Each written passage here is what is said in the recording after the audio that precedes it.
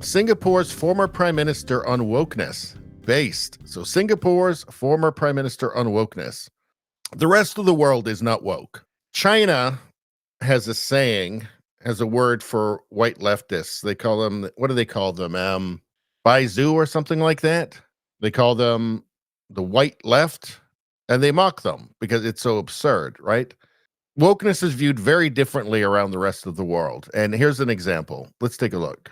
In the West, they got a movement called Wokeness, where you are super sensitive about other people's issues, and you become hypersensitive when other people somehow or others say things or mention things or refer to you without the respect which you or your super subgroup feel you are entitled to. It leads to very extreme attitudes and social norms, particularly in some academic institutions, universities. You talk about safe spaces, you talk about appropriate pronouns, you talk about how I'm about to say something which may be offensive to you. If you don't want to hear it, perhaps you'd like to leave now. And life becomes very burdensome. And I don't think we want to go in that direction. It does not make us a more resilient, cohesive society with a strong sense of solidarity. We must be more robust. Well, treating everybody like children does not make you a robust society or a cohesive one, right? Like trigger warnings, right? Oh, this might upset you. You might want to leave. That doesn't make a person more robust. That makes a person weak. That's treating a person. If you're 20 years old in college, you're an adult. That's treating an adult as if they're a child. Never mind, like a 40-year-old or 50-year-old person, you might be giving a trigger warning to.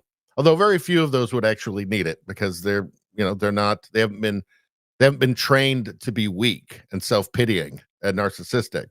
If the goal is to poison the West, to weaken the West, to destroy the West from the inside, I mean, it's a pretty good tool. You just make everybody incredibly weak. You have the institutions, you have, educational institutions training people to never grow up, training people to be weak mentally, psychologically, and spiritually. Just train everybody to be a perpetual child, to not reproduce themselves.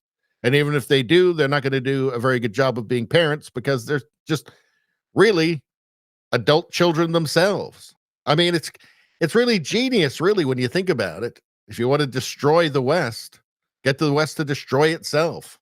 Turn it into just this infantile mass of whining, complaining children, or as many as possible, as many of the people as possible, because it does drag everybody else down.